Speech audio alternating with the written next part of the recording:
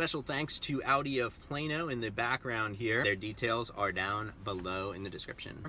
For letting me take this car out and get a little bit acquainted with it, get to know it, and let you know if it's a car that's kind of worth buying.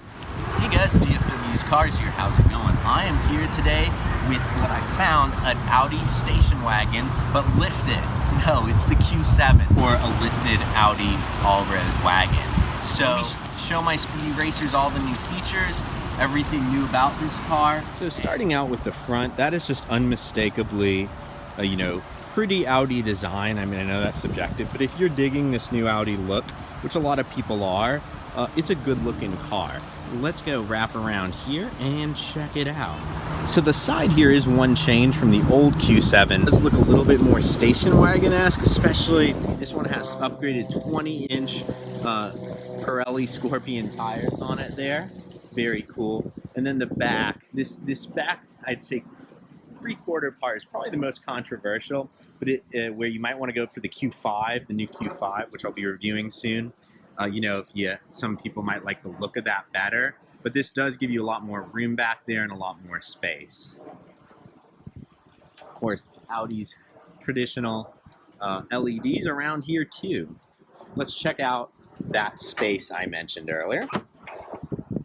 This one does have a power lift gate, as you'd expect. You see here lots of extra features, included, including all-weather floor mats, were optioned on this car, let's just say. Little features that, set this as a nicer SUV. Let's check it out.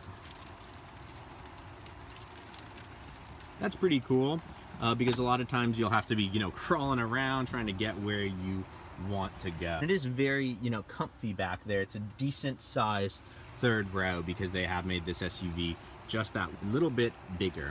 Well, let me show you another one. So there's actually not just 3-zone, but 4-zone climate control here. I wanted to point out this is the back climate control. That is just one of those extra little features that not every car has. So that option is pretty cool. Plenty of storage space and just space in general. By kind of making it more flat across the back, it is a lot more roomy.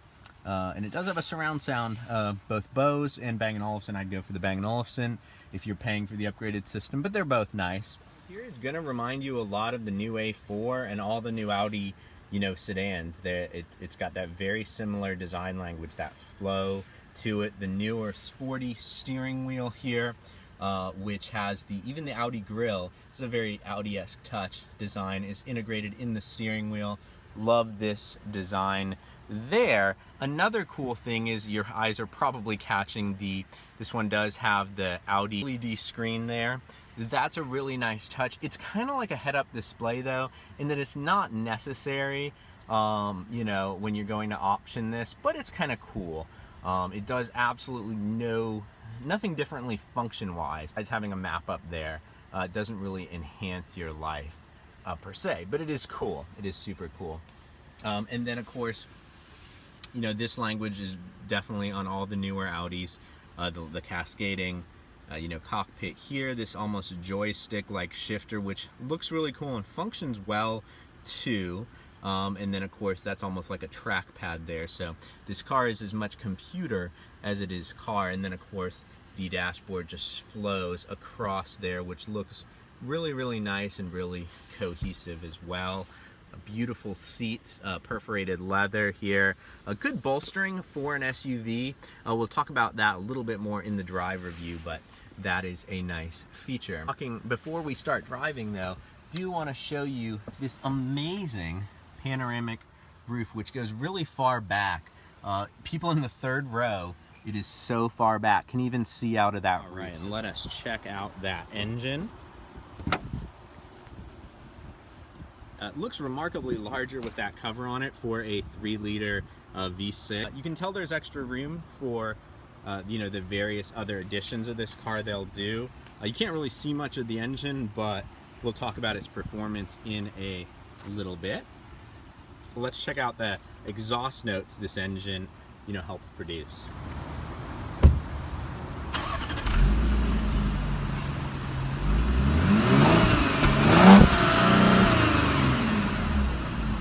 Discussing the exhaust, it does have a trailer hitch, which is an option, but this actually can tow a little bit more than you'd expect. So let's now go take it for a drive and see how it is in the turns and in different driving situations. First as a luxury SUV, and then later as a sport SUV.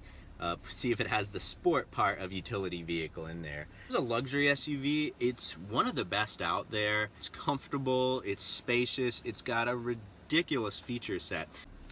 It has a $54,000 starting price, which is not bad actually if you've been pricing large SUVs out there. But with options, for example, this one's, you know, pretty up there. It can get to almost $70,000, $69,000 by the time you start adding like the premium package, which it's a lot of stuff that is nice but might not be necessary. That's the most expensive package on here at $4,000.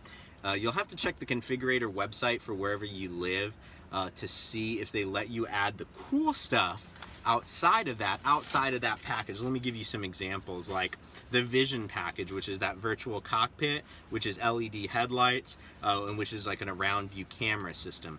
That's super cool, and that's only $2,000. I mean, not only, but there's a lot of stuff for $2,000.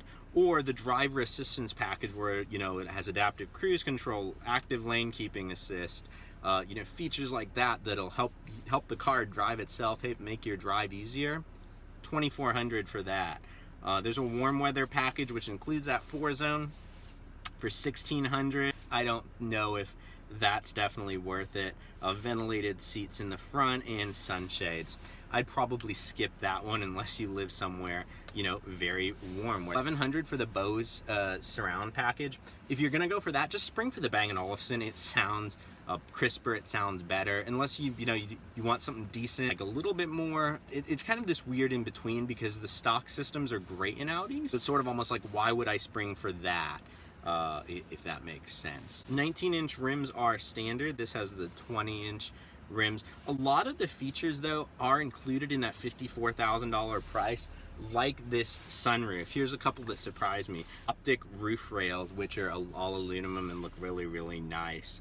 All the standard stuff you'd expect in a luxury SUV, of course, is there too. Well, in this segment, they didn't necessarily have to, you know, give you all that stuff standard, but they did. So let's go take it for a drive. It has the drive select. Familiar with Audis would be very familiar to you. It used to be an option, but it's now standard on most Audis. The one that might be new to you is this off-road option. You're probably not going to actually off-road this. I'm going to stick it in dynamic for our drive though. So even with it in dynamic, the steering is probably the weakest point on this car, like compared to the old ones, compared to you know, some of the sportier competitors out there. Just a little bit loose. I know it's a big SUV, but I'm comparing it to the old you know, Q7, and I'm also comparing it to like the Q5. If you're gonna have a dynamic mode, have it tighten up the steering significantly.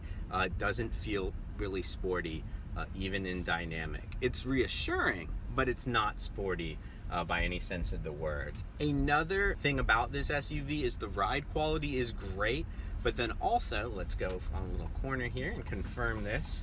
Been doing it on my own. 90-degree turn. Very uneventful. You probably didn't even see my head or neck move all that much. It's, you know, it's a nice SUV. Handles well. Confident. Confident would probably be the best word. I don't know if I'd say sporty, but then of course there will be like sport models of this SUV. The power is just, you put it in sport mode, that supercharged engine, it's just plenty of power. Very quick. You're never going to be like, oh, this is so slow, unless you come out of like an Aventador, or you know, your other car is something ridiculous. So great engine, great suspension, competent steering. That's an area they could improve. I mean, why even put a dynamic mode if it's not really going to feel dynamic or sporty? For SUVs, even the Mazda CX-9 I drove had a sportier steering, and Audi's been on most other models you know, tending towards the sports direction. So for them to kind of take a step back in that way, this feels more like an A6 steering, an old, you know, the A6 that's been around for years, than a modern, you know, Audi. So But among the competitors, which until BMW has a larger SUV out, BMW doesn't offer a competitor here. Wow, the off-road capacity of this is enough for what most people would do, kind of surprisingly, because you can definitely, go through a field, through some big puddles, the kind of stuff most people will do with their off-road SUV is perfectly capable in this SUV. So final verdict on would I buy this car with my own money? The steering would actually be the one thing that would hold me back. Like in a lot of ways, the CX-9 feels almost as competent. There's obviously features you'd get here. You'd get a slightly nicer interior. You get the Audi, brand name. But those two cars are surprisingly close. I would definitely get one of these CPO because then I still feel like it's a good value. The problem is, among the Germans, I do think this is probably winning right now, and that it is a more interesting prospect than the large Mercedes SUV. BMW doesn't have a competitor yet. Once that comes out, I'll let you know. This verdict may change, and I'll kind of update you in the end of this video with a review of that one. Just thinking about like a Range Rover, Land Rover type product, the interior on this is almost as nice, a little bit lower. The price point on this is going to be better than, obviously the high end there. You're just going to lose some of that off-road capacity, but otherwise, it's as nice as a ride. And the interior is, definitely up there. So that's going to come down to brand preference. That's like comparing the Range Rover to this is sort of. People do cross shop them, but I feel like people going in have an idea, versus depending what they want, where they'd go. If there's any other competitors, let me know in the comments, and I will let you guys know, how it compares to that, if that's something I've driven but maybe not reviewed. Because I've driven hundreds of cars, but I don't necessarily review them all. And until next time, guys, drive on.